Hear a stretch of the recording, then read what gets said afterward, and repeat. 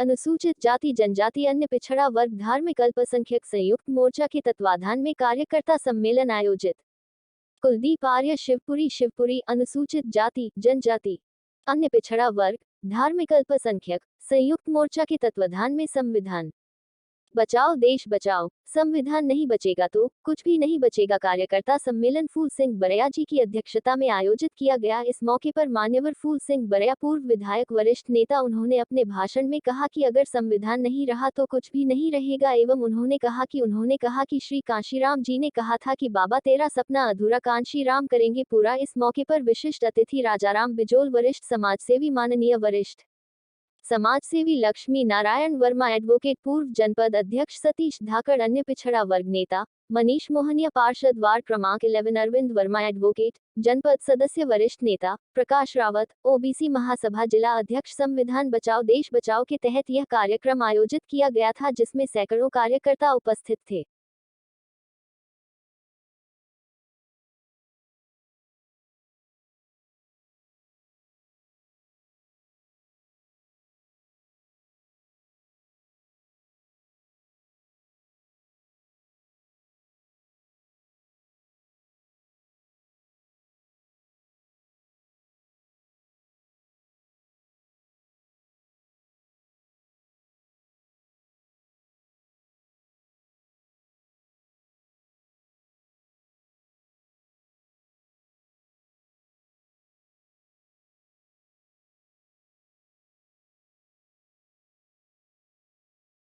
अनुसूचित जाति जनजाति अन्य पिछड़ा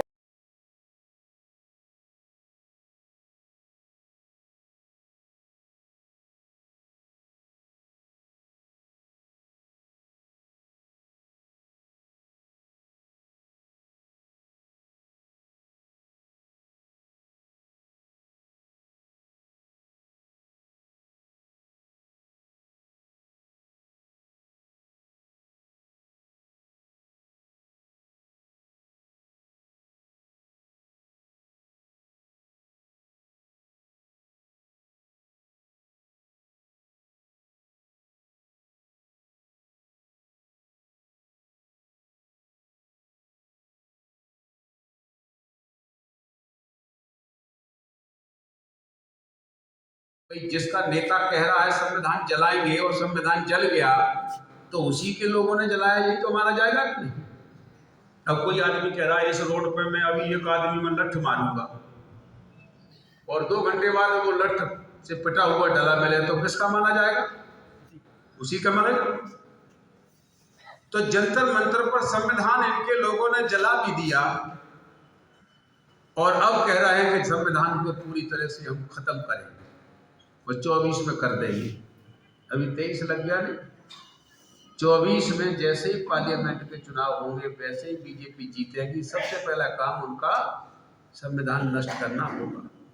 और संविधान का क्या प्रारूप है, हम संविधान को कैसे समझे, जैसे मैं आपको बताना चाहता हूं कि संविधान को हम समझे कैसे। मैं क्योंकि आप शिवपुरी में बैठे हैं, शिवपुरी में भी एक हम लोग गांव के भी लोग हैं, गांव में लोगों में जानते हैं। जैसे हम लोग जो ये तो उन्होंने कहा कि सबसे पहले हम संविधान बदलेंगे, ठीक है। दूसरा बोला नहीं हम जलाएंगे, और उनके कुछ कार्यकर्ताओं ने जला भी दिया जंतर मंतर दिल्ली पर।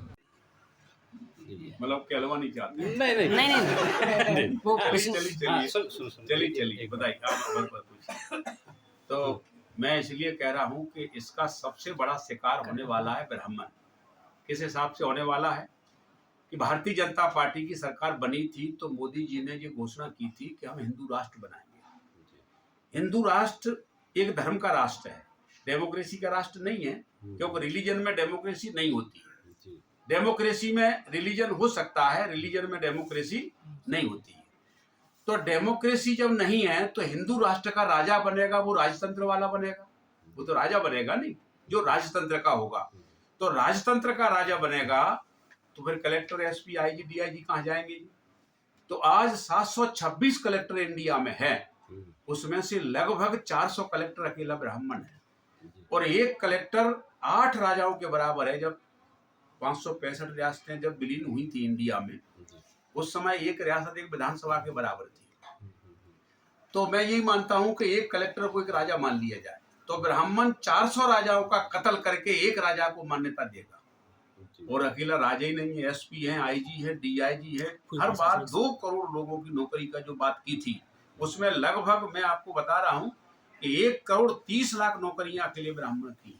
तो राष्ट्र जब वह हिंदू राष्ट्र बनेगा तो ये किसका नुकसान होगा? सबसे ज्यादा नुकसान होने वाला है उसका। जैसे मेरे घर फसल खड़ी है और एक के खेत भी नहीं है और आज ओलावृष्टि होने वाली है, तो नुकसान किसको ज्यादा होगा? कि जिसके खेत नहीं है उसको नुकसान होगा, कि जिसकी फसल लहरा रही है उसको नुकसान होगा। तो हिंदू राष्ट्र बनने से ब्राह्मण की लहराती हुई फसल नष्ट होगी। सबसे ज्यादा नुकसान उसी को होगा जब वो अध्ययन करने बैठेगा तब। अभी तो मैं बात कह रहा हूं तो हो सकता है मुझे समझ लें कि फूल सिंह बरैया तो इनको वैसे ही गुमराह कर रहा है। तो वो उनके भी लड़के पीएचडी हैं, वो भी स्टडी करें कि जब हिंदू राष्ट्र बनेगा तो राजा बनेगा, या उसका प्रोजेक्ट मांगे मोदी जी से कि भाई आपका हिंदू राष्ट्र का प्रोजेक्ट क्या है। हिंदू राष्ट्र में डेमोक्रेसी तो हो नहीं सकती। अच्छा, आप विद्वान व्यक्ति हैं तो आप एक बात बताइए, इसमें कोई संदेह नहीं है कि आपका अध्ययन और आपका अनुभव बहुत अधिक है, तो बीजेपी ऐसा क्यों करना चाहती है कि ब्राह्मणों का बड़ा शिकार हो? नहीं, देखिए वो धोखे से हो रहा है। बीजेपी चाहती नहीं है कि ब्राह्मणों का नुकसान हो, वो धोखे से हो रहा है। क्या है कि कुछ काम करते करते कुछ काम धोखे से भी हो जाते हैं। नहीं, जैसे आपने सुना होगा, कभी आपने पढ़ा तो नहीं होगा, मुझे ऐसा लगता है कि भारत हमारा सबसे पहले सोने की चिड़िया कहा जाता था, लेकिन आज भारत भिखारियों की दलाल हो गया है। ठीक है कि नहीं? तो क्या गलती हुई, कहाँ हुई है? कहीं ना कहीं गलती तो हुई है, और सरकारें तो सरकार चलाने वालों ने चलाई हैं। तो कोई कहे कि मैंने जानबूझ के भिखारी बनाया देश को, ऐसा तो है नहीं। गलतियां हो जाती हैं, तो ये भी गलती होने वाली है जिसमें ब्राह्मण का सबसे ज्यादा नुकसान होगा। अब जिसके पास कुछ नहीं है, अब जिसका एक भी कलेक्टर नहीं है, उसके लिए चाहे हिंदू राष्ट्र बन जाए चाहे कोई ना बने, उसका क्या बिगड़ेगा? तो मेरा कहने का तात्पर्य ये है कि ये आज के तारीख में हर व्यक्ति का बैंक अकाउंट है। बच्चा बीमार होगा तो तत्काल एटीएम पर जाकर के हॉस्पिटल में ले जाता है। जब हिंदू राष्ट्र बनेगा, खजाना एक होगा, एक ही उसका राजा होगा, एक ही सलाहकार होगा, और नौकरियां कितनी होंगी मालूम है? एक तो है सलाहकार, एक है महामंत्री राजा का, और बनेंगे रंगरूट। तो रंगरूट का मतलब सिपाही। तो वे सिपाही तो सबरे शायद मुझे दूसरे बनेंगे, तो उसमें ब्राह्मण का काम मौका मिलेगा। कितनी नौकरियां ब्राह्मण के पास? 2 मिलेंगी। एक सलाहकार बन जाएगा, एक महामंत्री बन जाएगा। और वो फौज में तो जाता नहीं है, सिपाही तो बनता नहीं है, तो कहाँ चला गया फिर? उसका कहाँ रहेगा? इतनी नौकरियां, 2-2 करोड़ के हिसाब से नौकरियों का हिसाब लगाओ, 1 करोड़ 30,000 के हिसाब से कहाँ चलेगी नौकरियां? तो सबसे ज्यादा नुकसान उसी का होने वाला है। और जो अकाउंट है नहीं, जो पेटीएम है, फोन पे है, ये सब नष्ट होकर के राज खजाना घोषित हो जाएगा। या उसका डिक्लेयर करें मोदी जी कि हम हिंदू राष्ट्र में ये काम करना चाहते हैं, तो पता तो चले नहीं क्या कि अपने ब्राह्मण होशियार है, उसके पास बहुत समय से शिक्षा का मालिकाना हक रहा है, तो ब्राह्मण मांग करें ना कि मोदी साहब आप हिंदू राष्ट्र बनाना चाहते हैं, तो हमें ये तो बताइए कि आपका प्रोजेक्ट क्या है। तो क्लियर तो हो जाए ना कि आप हिंदू राष्ट्र में प्राइम मिनिस्टर बनेगा, कि राष्ट्रपति बनेगा, कि गृह मंत्री बनेगा, कि राजा बनेगा, क्या है बताएं। तो वो पूछ नहीं रहा है। तो जब पूछ नहीं रहा है वो, तो इसका मतलब इन लोगों ने उसको इतना गुमराह कर दिया है कि पूछने का उसे मौका ही नहीं मिलता है। क्योंकि एक आदमी क्या कह रहा था कि एक ने कहा कि भाई इतनी महंगाई हो गई, तो वो बोला कि कितनी हो गई? कि 100 रुपए की पेट्रोल मिल रही। तो बोले मुझे तो 1000 की पेट्रोल मिले तो भी रहूंगा, तो भी दूंगा, तो भी खरीदूंगा। क्यों? अरे कितना बड़ा काम कर रहा है मोदी, कितना कर रहा है। उसने हिंदू बचा लिए, हिंदू समाज बचा, हिंदू धर्म बचा लिया, हिंदू धर्म बचा लिया। आज प्रधानमंत्री उन्हीं का, बीजेपी का, राष्ट्रपति उन्हीं का है, सेनाओं के अध्यक्ष उन्हीं के हैं, सारे उन्हीं के, राज्यपाल उन्हीं के, मुख्यमंत्री उन्हीं के, नीचे फौज उन्हीं की। ऐसे में अगर हिंदू धर्म खतरे में है तो फिर हिंदू धर्म की और बढ़ाने की, मजबूत करने के लिए कौन सी चीज है फिर? तो उन्होंने इतना गुमराह कर दिया है कि हमारे पास सब कुछ होने के बावजूद भी हिंदू धर्म खतरे में है, ये उन्होंने गुमराह कर दिया। तो क्या कह रहा है कि 100 रुपए की जगह पे 1000 रुपए लीटर मिलेगी पेट्रोल तो भी खरीदूंगा, क्योंकि हिंदू धर्म को बचा रहा है।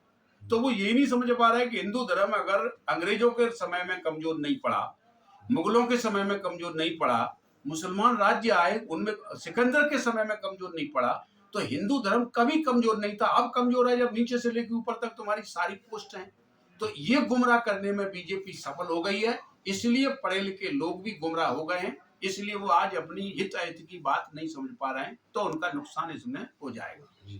कि लोगों का देश बन रहा है, एक पैसे वालों का देश और एक जो अभावग्रस्त लोग लोग हैं, आर्थिक रूप से पिछड़े लोग हैं, उनका देश बन रहा है। आप क्या मानते हैं? नहीं, ये सत्य बात है, उसमें तो कोई मानने की बात ही नहीं है। क्या है कि ये पूरे देश में देखिए, कुछ कुछ देश में 200 देश हैं विश्व में। इसमें कुछ देश इकोनॉमी पर चलते हैं जी। और कुछ लोग हैं वो अपने चलते हैं जाति के आधार पर। तो कोई दो एक देश है, बाकी देश है विकास के नाम पर चलते हैं। जी। और उसमें लगभग जो कम्युनिज्म है जी। वहाँ पर गरीब अमीर का ही विषय चलता है। जी। हमारे यहाँ अमीरी गरीब का न चल के जाति का चलता है। जी। यहाँ गरीब जाति का ही आदमी होगा, जी। गरीब कोई गरीब नहीं होता है, या गरीब वही जैसे वाल्मीकि का, चाहे जितना आईएएस बन करके आ जाए, लेकिन वो रिटायर होगा तो भी वो जा करके फुटपाथ पे ही बैठेगा। जी। समझे नहीं बात को? जी। जी। तो इसीलिए यहाँ विषय अलग है, जी। जाति का पहले है जी। और यहाँ पर वो बाद में। हालांकि वो बात भी सही है, उसमें कोई बात नहीं है। जी, थैंक यू। आपका थैंक कहना यू। 50 सीटें हारे उनकी कम आ रही हैं बीजेपी वालों की, और बीजेपी वाले कह रहे हैं कि हम 200 पार रहेंगे इस बार मध्य प्रदेश में, इस पर क्या कहेंगे? तो रिजल्ट आ जाएगा तो पता चल जाएगा 200 पार है कि 2 पार है। नहीं, वह वो बोलते हैं कि भाजपा सरकार हमेशा दलित, शोषित, पीड़ित उनकी हितैषी रही है, कांग्रेस ने अभी तक कुछ किया नहीं है इस पर। भाजपा कैसी हितैषी रही है, जैसे पोल्ट्री फार्म होता है ना, तो उसका जो मालिक है तो वो जो चूजे पालता है वो उसका हितैषी है। आप नहीं कह सकते वो उसका हितैषी नहीं, वो उसका हितैषी है। और जैसा लगेगा कि चूजा कमजोर पड़ रहा है तो वो दाना दिलाएगा, बीमार है तो दवा देता है, हितैषी है कि नहीं। लेकिन बाद में फिर उसको 100 रुपए में बेचता भी है काट करके। ऐसे ही बीजेपी हमारी हितैषी है। बीजेपी इस प्रकार की पार्टी मानिए कि जैसे चिड़िया को जो दाना डाला जाता है तो मालिक भी दाना डालता है और शिकारी भी डालता है। शिकारी का दाना चमकदार होता है, बहुत लुभावना होता है, और मालिक का जो दाना होता है वो रफ होता है, ऐसा होता है वो मैला मटेला और कोई कीड़े वीड़े पड़ रहे हो। क्यों? मालिक के पास तो आज चिड़िया के लिए वही दाना उपलब्ध था। लेकिन शिकारी अच्छा दाना क्यों डालता है? उसे मालूम है कि इसकी शिकार करनी है तो चिड़िया बचनी नहीं चाहिए। तो अगर अट्रैक्टिव दाना होगा तो चिड़िया बचेगी नहीं, तो उसकी शिकार हो जाएगी। तो बीजेपी हमारी शिकार करने के लिए चमकदार दाना डालने वाला विषय है जो आप कह रहे हैं कि हमने इसके लिए काम किया है। शिकारी भी चिड़िया के लिए बहुत अच्छा काम करता है, बढ़िया दाना डालता है, ऐसे ही बीजेपी दाना डाल रही है। ये फर्क है। तो है मान लें कि SC ST OBC वाले पीड़ित लोग शिकार हो रहे हैं बीजेपी के, है मान लें? बीजेपी देखिए, अभी तो मैं इस बात को कहना नहीं चाहता हूँ, नहीं, बीजेपी का शिकार आज की तारीख में सबसे ज्यादा ब्राह्मण होने वाला है, सबसे ज्यादा। अभी मैं इसको इसलिए जी नहीं जी कहना जी चाहता जी। हूँ क्योंकि मैं सोच रहा हूँ कि जो भूखे हैं हाँ। पहले उन्हीं को हो जाए बात, तो बाद में चर्चा करूंगा। एक मिनट। हाँ।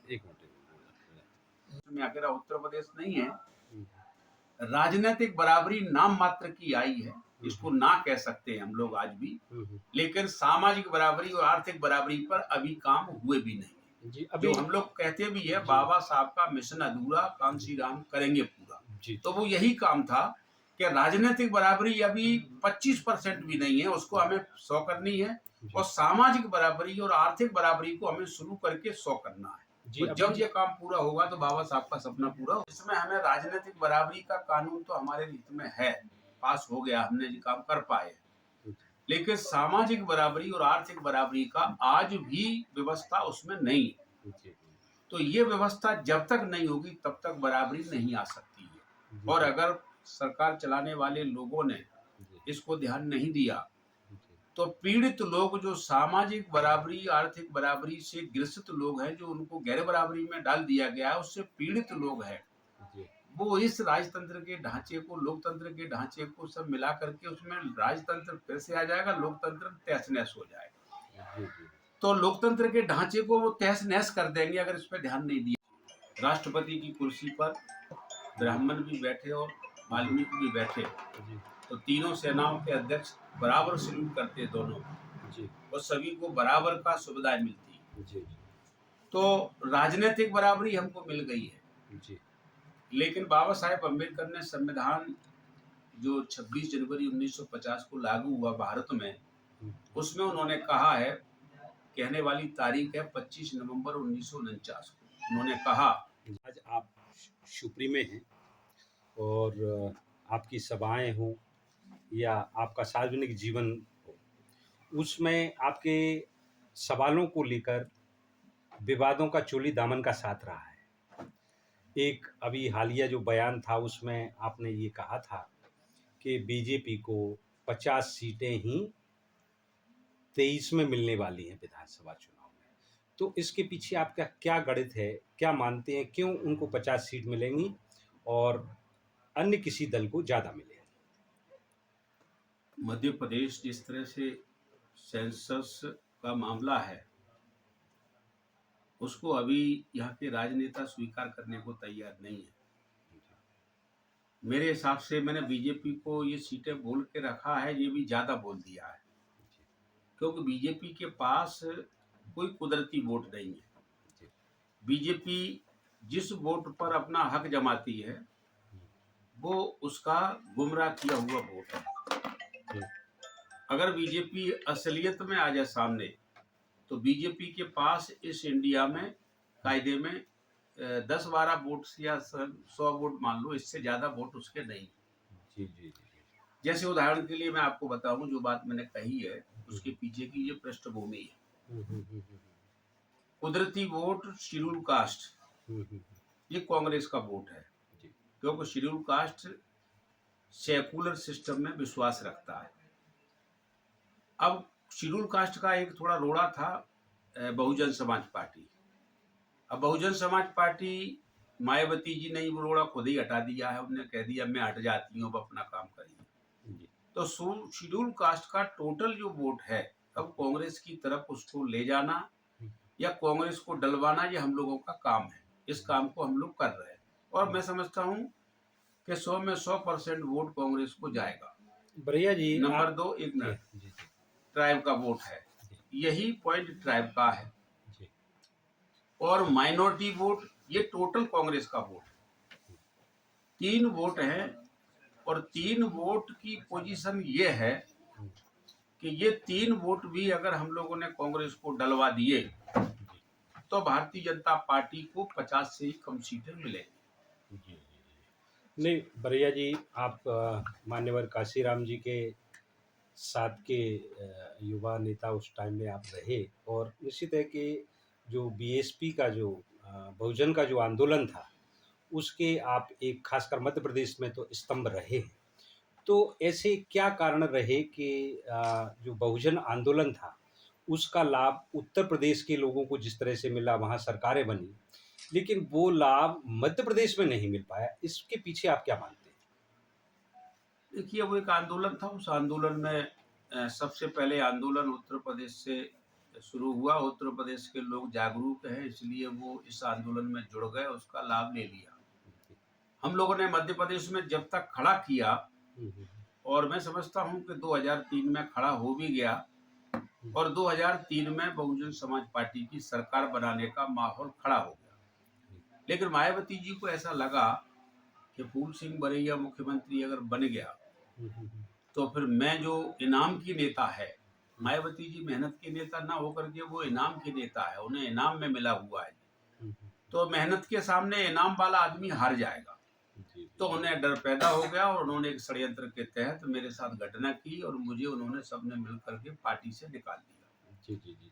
अब पार्टी से निकल गया तो यहाँ के आदमी को फिर क्या मिलेगा? यहाँ के आदमी तो तब मिलता था फूल सिंह बरैया मुख्यमंत्री बनता तो मध्य प्रदेश के लोगों को भी फायदा हो जाता। ये उसका विषय है। नहीं, अभी जैसे अभी आप ने कहा कि कांग्रेस में अब आप ये जो आपके साथ लोग हैं या जहाँ जिस टाइप की आप राजनीति करते हैं, वो उनकी वोटिंग कांग्रेस प्लस और अदर्स जो हैं मिलके अगर होगी, तो क्या आप मानते हैं कि मध्य प्रदेश में कांग्रेस की सरकार बन रही है? तो जब भाजपा 50 सीट नहीं जीत पाएगी तो सरकार किसकी बनेगी? ये तो वैसे ही अंडरस्टूड है। तो आपका क्या संदेश है जिन वोटों से आप को आकांक्षा है या उम्मीद है कि वो वोट आपके कहे अनुसार जाए, तो उन्हें आप क्या मैसेज देना चाहेंगे, क्या कहना चाहेंगे? देखिए, SC ST माइनॉरिटी, ये वोट अगर डलेगा तो कांग्रेस को डलेगा, ये वोट बीजेपी को नहीं जाएगा, इसका नेचर ही नहीं। जी। पिछड़े वर्गों का वोट है तो पिछड़े वर्गों के वोट के मामले में मेरा ये मानना है कि पिछड़े वर्ग के लिए आज तक उसके हक की लड़ाई लड़ने का मायना सिर्फ कांशीराम जी का नाम है, और मैं कांशीराम जी का दूसरा चेहरा मान लीजिए, या मेरे अंदर कांशीराम, बाबा साहेब अम्बेडकर, फुले साहू, ये सब बसते हैं। तो पिछड़े वर्गों को जो हक दिलवाने का जो मामला है, जी इस लड़ाई को भी कांग्रेस में फूल सिंह बरैया आगे बढ़ के लड़ रहा है। जी जी जी तो पिछड़े वर्ग के लोगों के लिए जी मैं ऐसा मानता हूं हम्म, कि उनको हम ये मांग करें कि बाबा साहेब अम्बेडकर ने जो संविधान लिखा है, उस संविधान में भारतीय संविधान भाग 16 आर्टिकल 340 की जो तासीर है, जी उस तासीर के हिसाब से पिछड़े वर्गों की जनसंख्या के अनुपात में आधा उसको हक मिलना चाहिए। जी जैसे 100 कलेक्टर बनेंगे तो 50 पिछड़े वर्ग के बनेंगे। जी जी जी अगर हम ये लड़ाई लड़ जाते हैं, जी और मैं ऐसा मानता हूं कि लड़ाई हमें यही लड़नी चाहिए, हम्म, और इससे पिछड़ा वर्ग हमारे साथ आ ही गया है, आने की तो कोई बात ही नहीं है। और हम टिकट उतने ज्यादा दे दें, जो बीजेपी टिकट देगी उससे एक टिकट ज्यादा दे देते हम पिछड़े वर्ग को, तो पिछड़ा वर्ग कांग्रेस को भी अपनी मूल पार्टी मानने को तैयार है। और जब पिछड़ा वर्ग आ गया, SC ST माइनॉरिटी, अब यही तो बचा क्या प्रदेश में, या प्रदेश में कहाँ क्या बचता है। अच्छा तो भैया जी, आप काफ़ी लंबे दौर से राजनीति में हैं और एक तरह से एक सामाजिक आंदोलन में भी हैं। तो बाबा साहब का जो एक सपना था, समता का भाव, और समता के भाव के पीछे ये शायद उनका थॉट रहा होगा कि जिस तरह सूर्य से सबको समान रोशनी मिलती है, मतलब प्रकृति जन्य जितनी भी ताकतें हैं, ऊर्जा है, उनकी समान रोशनी सबको मिलती है। तो उनका जो संघर्ष रहा, उनका जो संविधान में जो भाव रहा कि सबको समान भाव मिले, खासकर जिसको ज़रूरत ज़्यादा है, उसको न्याय मिले और उनके साथ में समता का भाव हो। तो क्या वो इन 71-72 सालों में कितना पूरा हुआ या अभी और संघर्ष की ज़रूरत है? ये सवाल भी आपने लंबा बहुत कर दिया है। जी, ये सवाल ये है कि भारतीय संविधान जो बाबा साहेब अम्बेडकर ने बनाया है, जी, उसमें सबसे पहली लाइन लिखी है, सबसे पहली तासीर है, संविधान की स्पिरिट है, जी, क्या है? जी। वन। 1 मिनट बस, बस। हाँ सर।